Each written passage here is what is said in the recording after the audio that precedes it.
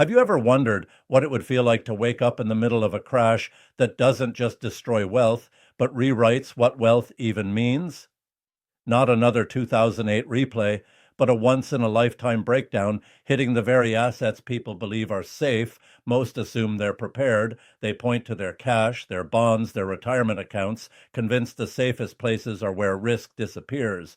But what happens when those safe havens become the trigger for something far worse than 2008? When the foundation beneath value itself begins to crack? For months, silent warning lights have been flashing across the system. Headlines hint at a downturn, but almost no one sees what's really failing: trust. Because what's coming isn't a correction. It's a structural failure of the entire financial framework. And once trust breaks, markets don't fall. They unravel. Stay with me, because understanding what happens next won't just protect you, it may determine who survives the crash ahead. The alarm bells are ringing everywhere, but most people can't hear them. This is how it always works before a major collapse. Before 2008, everyone said nationwide housing crashes were impossible. Before 2000, the internet was supposed to defy gravity forever. Before 1929, they declared economic cycles obsolete. Each time, it felt safe. Each generation thought they'd beaten the game, and each time it ended in panic, chaos, and silence. But this collapse will be different in a fundamental way. The bubble isn't in property or stocks or even banks this time. The bubble is the money itself. For decades, governments have constructed a financial architecture where every crisis gets solved the same way: print more money. Each emergency made the printing presses run faster. Each rescue package became easier to justify. Each new wave of debt felt like magic with no consequences, until the day the magic revealed its true cost. Today, we're sitting on the most massive mountain of sovereign debt humanity has ever created. Trillions conjured from thin air, obligations layered upon obligations, all of it backed by currencies that are hemorrhaging credibility faster than officials will publicly acknowledge. And here's the terrifying part: the masses still trust it. The largest bubble in human history masquerades behind the word safety. It lives in treasury bonds. It lives in the US dollar itself. The very assets people flee to during uncertainty are now the epicenter of the risk. Consider the psychology here. When fear strikes financial markets, where does capital flow? Into cash positions, into government obligations. But what happens when those assets start losing purchasing power? When the supposed fortress becomes the trap? That's the inflection point where a standard recession transforms into a once-in-a-generation catastrophe. The process has already begun. The U.S. federal government is now borrowing over $2 trillion annually just to maintain operations. Not for expansion, not for infrastructure, just to keep the wheels from falling off. And who's buying this debt?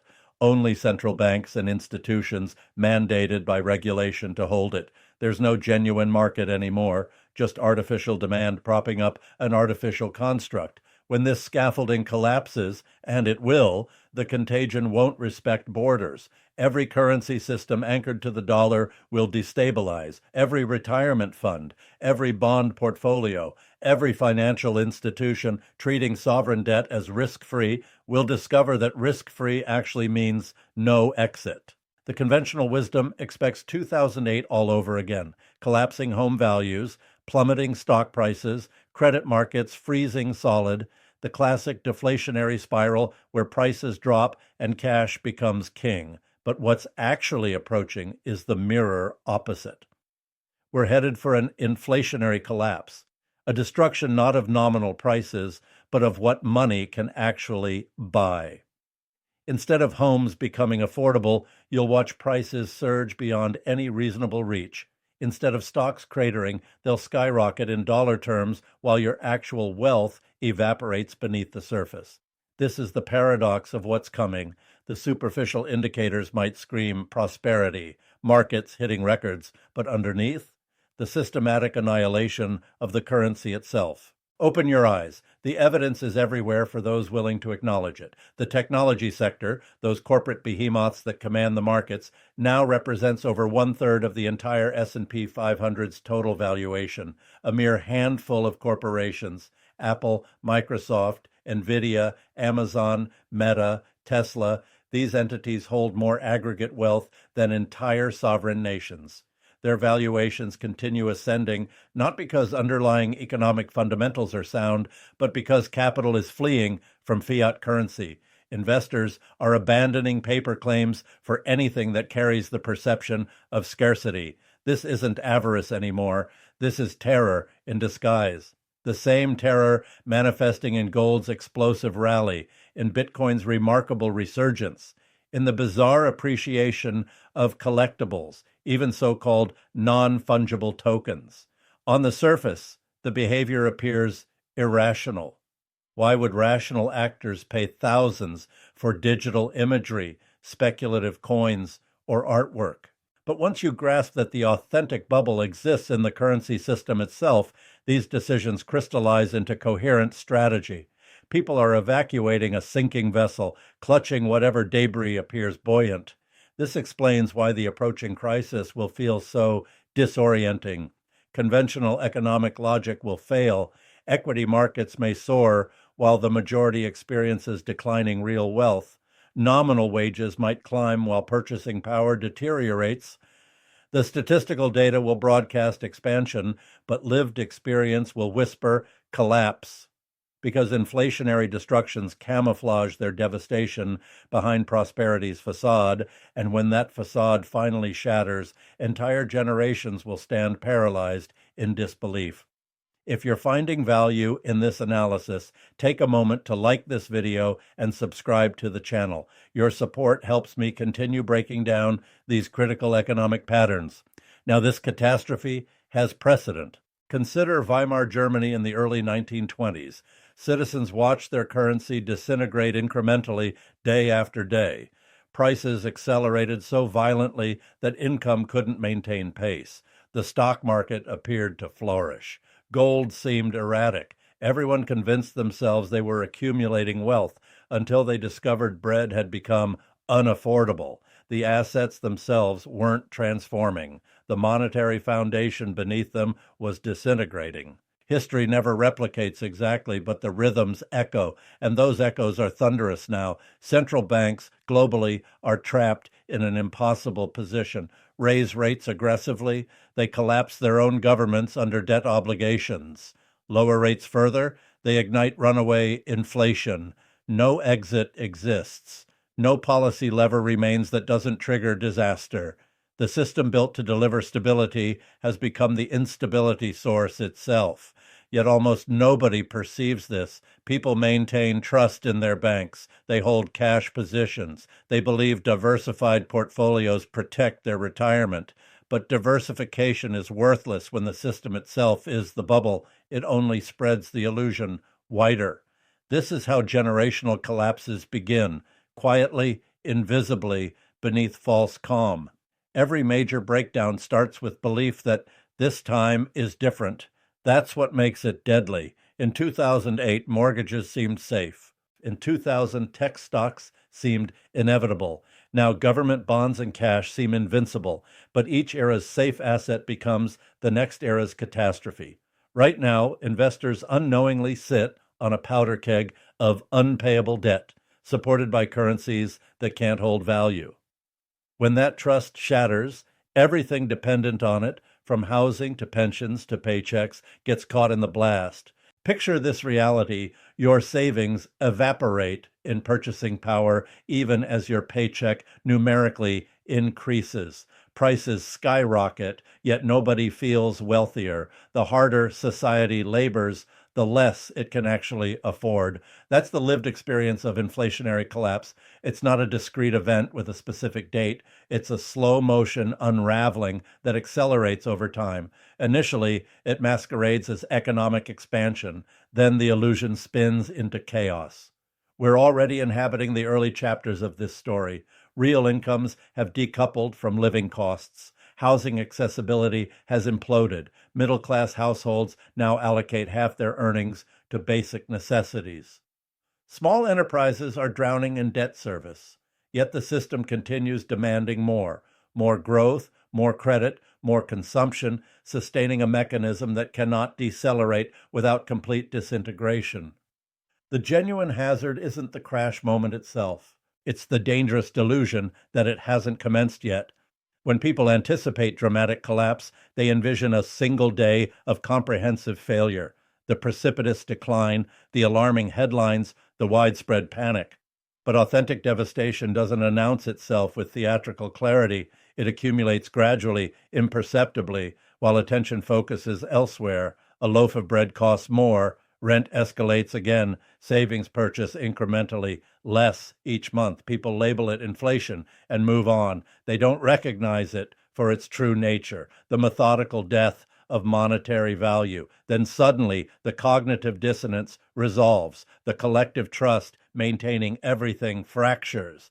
That's when historical forces accelerate. That's when capital stampedes out of bonds, out of currency, into anything tangible. Gold, Bitcoin, agricultural land, physical assets. Prices surge with violence. Governments respond with capital restrictions. New digital currencies emerge with fresh promises. But none of it resurrects trust. Once confidence dies, no policy intervention can resuscitate it. This is precisely why financial observers characterize what's approaching as an inverted market crash. The wealth destruction doesn't originate from declining nominal prices. It stems from the annihilation of value itself. The global economy is transitioning from a deflationary paradigm constructed on abundant credit and cheap labor toward an inflationary regime propelled by resource scarcity, exponential debt, and monetary expansion. This transition defines why the approaching crisis possesses unprecedented characteristics. It's not merely a financial recalibration. It represents an ERA's termination, the extinction of easy monetary policy, the crumbling of faith in established institutions, and the emergence of something radically different. But before that emergence arrives, suffering. A tempest approaches that catches most completely unprepared. A generational crash that will fundamentally redefine the concept of safety itself. The warning indicators glow like an illuminated dashboard, yet the collective continues accelerating, convinced the path ahead runs straight. The reality? The road doesn't curve gently, it terminates at a precipice. When monetary foundations themselves become unstable, no investment strategy provides sanctuary, no nation escapes the contagion. The planetary economy functions as an interconnected web. When a single strand snaps, the reverberations propagate universally. That's our current position, perched at the edge of history's most complex, interdependent, and over-leveraged financial architecture, and triggering its collapse requires merely one spark. The question isn't whether this occurs. The question is when. If this analysis resonates with you, please take a second to like this video and subscribe. It helps more people discover these critical economic insights. The initial manifestations of this storm won't resemble catastrophe. They never do. They'll masquerade as triumph, soaring equity markets, governmental proclamations of control, declarations of economic resilience. New stimulus programs will emerge. Fresh policy frameworks will debut. Renewed promises will saturate the airwaves. Media institutions will trumpet the apparent strength of the recovery narrative. But beneath that veneer, structural fissures will deepen. Debt accumulation will accelerate beyond all previous rates. Central banking authorities will silently re-enter markets, not to rescue the economy, but to prevent its collapse under its own mass. The stability illusion will reconstitute itself, but this iteration will possess the substance of tissue paper. And while the majority celebrates this apparent resurgence, the purchasing power of their accumulated wealth will be evaporating. This is the hallmark of major collapses in their nascent phase. not through obvious panic, but through deceptive tranquility, not through price collapses, but through silent erosion. Statistical indicators will broadcast expansion, but that expansion will be fraudulent, constructed on debased currency and fabricated liquidity. The economy will register as larger numerically, but command less real resources. That's how monetary disintegration conceals itself in plain view. As months progress, inflation transforms from temporary disruption into permanent architecture. Prices ascend, wages pursue them, and both lose signaling function. Labor intensifies, yet prosperity recedes. Savings dissolve imperceptibly in the background. Retirees will discover their anticipated 20-year nest eggs can barely sustain 5. Young households will watch property values accelerate beyond any conceivable reach. Throughout this deterioration, political figures will occupy microphones, attributing blame to everything except the fundamental truth. The truth being, the system itself has exhausted its temporal runway. For generations, the global economy operated on perpetual expansion, always more credit extension, more debt accumulation, more consumption stimulus. But when that system encounters the boundaries of its own mathematics, structural failure becomes inevitable. When growth can no longer service debt, inflation becomes the escape mechanism. That's precisely our current trajectory. Every stimulus injection, every institutional bailout, every central bank intervention represents another confession that the system cannot persist without continuous monetary creation. But creating money doesn't generate authentic prosperity. It merely dilutes existing value across expanding currency units, more dollars, more euros, more yen. When that illusion disintegrates, every currency dependent upon it disintegrates simultaneously. That constitutes the essence of the generational crash, not market declines, but monetary failure. In such an environment, conventional wisdom becomes obsolete. Assets deemed safe transform into liabilities. Diversification morphs into comprehensive exposure. Traditional counsel, accumulate cash, purchase bonds, minimize risk, becomes a formula for devastation. As the crisis intensifies, anomalous phenomena materialize. Hard assets, tangible items immune to monetary expansion, begin functioning as economic lifeboats. Gold prices surge toward unprecedented heights. Bitcoin, previously dismissed as speculative fringe, suddenly resembles financial salvation. Agricultural land, rare collectibles, even premium artwork experience massive capital inflows. Not because these represent superior investments by traditional metrics, but because capital is evacuating anything denominated in fiat currency. When systemic foundations fracture, value migrates towards scarcity. And in a world suffocating under printed money, scarcity acquires infinite premium. But this capital migration won't unfold peacefully. It never does. Governmental authorities will resist with total force. They'll impose novel taxation schemes on non-productive assets, framing it as social equity. They'll deploy digital currencies promising convenience while delivering comprehensive surveillance. Account freezes will be justified through stability rhetoric. Citizens will hear that new restrictions protect them from disorder, but beneath those assurances lurks institutional fear, the terror of losing command over a system that no longer responds to traditional levers. As populations penetrate this illusion, confidence undergoes systemic collapse.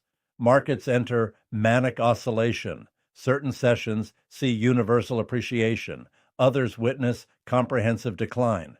Broadcasting personalities label it volatility. Economic commentators term it uncertainty. But the authentic causation runs far deeper. This represents the disintegration of trust itself. When currency ceases functioning as reliable value measurement, economic activity devolves into speculation. Nobody can determine authentic worth anymore. Corporations cannot formulate plans. Investors cannot generate forecasts. Households cannot accumulate reserves. Prices gyrate wildly because pricing mechanisms have lost credibility. When collective belief evaporates, belief-dependent systems disintegrate rapidly.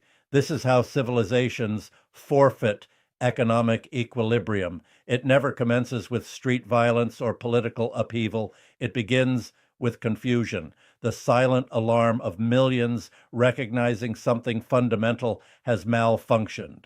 They detect it in diminishing purchasing power, in escalating bills, in the news media's uneasy silence. They cannot articulate it yet, but they sense it viscerally. When that sensation achieves critical mass, historical forces accelerate dramatically. Initially, governments attempt monetary expansion to suppress the anxiety. They invariably do. Subsequently, they elevate rates to project strength. Then they resume printing. Each intervention generates amplified chaos. Markets convulse violently. Banking institutions begin closing regulatory gaps. Withdrawal processes decelerate. Official messaging urges calm. That precise moment triggers panic. This is the rhythm of generational collapse, confusion, denial, fear, finally, recognition. When recognition crystallizes, everything accelerates. Bond markets enter terminal decline. As investors demand elevated yields, equity markets transform into survival gambling. Housing markets petrify as purchasers vanish.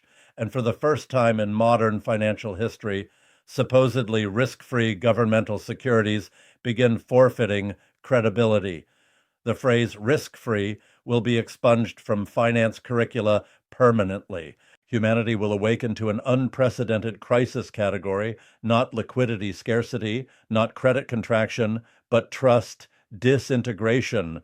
Because once monetary belief evaporates, no economic system can operate.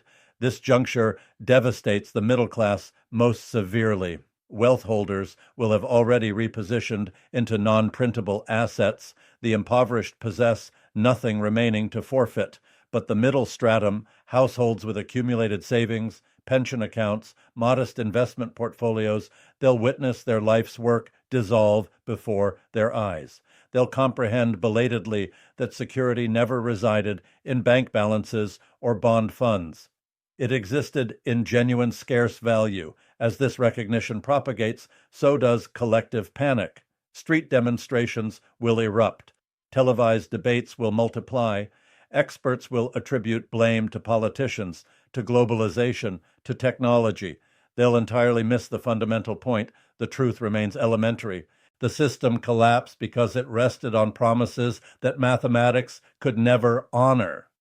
From that inflection point forward, planetary civilization transforms irreversibly. International commerce will restructure toward currencies anchored in tangible reserves. Gold will silently reclaim its position at negotiation tables. Resource-abundant nations will increasingly insist on payment in hard monetary forms, refusing paper obligations. Global power architecture will migrate away from legacy financial centers toward entities controlling actual physical wealth. This transformation won't materialize instantaneously, yet it will accelerate beyond conventional projections. A novel monetary framework will emerge from the ruins of the previous one. This transition, this pivot from illusion toward tangibility, will constitute the most turbulent epoch modern civilization has witnessed. Expect prolonged instability, competing monetary architectures, repeated failures to resurrect confidence. Certain jurisdictions will deploy digital currencies, enabling transaction-level surveillance. Others will revert to gold standards, commodity backing, or even decentralized value protocols. The ancien regime of unlimited credit and perpetual debt expansion will perish slowly, violently. But within that destruction resides peculiar opportunity. Every historic collapse exhibits duality. Anguish for those defending obsolete structures, prosperity for those recognizing emerging realities. Survivors never attempt preserving dying paradigms. They embrace nascent ones. During the Great Depression, cash and agricultural landholders emerged dominant. Throughout 1970s, stagflation, commodity, and real asset owners preserved influence. During the digital transformation, early technology adopters accumulated fortunes. In the approaching generational crisis, those comprehending scarcity, those repositioning wealth into inflation-immune assets, will emerge not merely intact, but exponentially wealthier, because when currency systems fail, value doesn't vanish. It relocates. It transfers from those with system faith to those with system comprehension. This explains why this moment carries both terror and historical significance. It marks one era's termination, an epoch constructed on monetary illusion, and another's commencement built on tangible reality. The process will prove brutal, yet simultaneously purifying. It will unmask fraudulence, eliminate fragility, and illuminate authentic strength that persisted underneath all along. The majority will delay action excessively. They'll await official governmental acknowledgement. They'll wait for mainstream media headlines declaring the appropriate moment. But by the time institutional authorities publicly admit crisis conditions, the opportunity window will have sealed, because systemic collapses don't commence when broadcasting networks announce them. They begin when collective trust quietly expires. That trust is expiring presently. Every diagnostic indicator flashes warning: mathematically impossible debt trajectories, accelerating inflation, purchasing power in free fall, confidence metrics cratering. The system broadcasts distress signals continuously, yet the masses maintain willful ignorance, hoping conditions will normalize. But this isn't meteorological turbulence you can shelter from. This represents fundamental transformation. The generational crash transcends mere market corrections. It signifies the collapse of a foundational illusion that fiat currency constitutes genuine safety, that governmental institutions possess unlimited problem-solving capacity, that debt accumulation carries no ultimate consequence. Reality is finally converging with delusion. When that convergence completes, the repercussions will exceed anything modern financial architecture has encountered. So when the collapse materializes, when media narratives darken, when populations panic, when price discovery becomes chaotic, remember this: it doesn't represent planetary termination. It represents the death of a civilization constructed on systematic deception.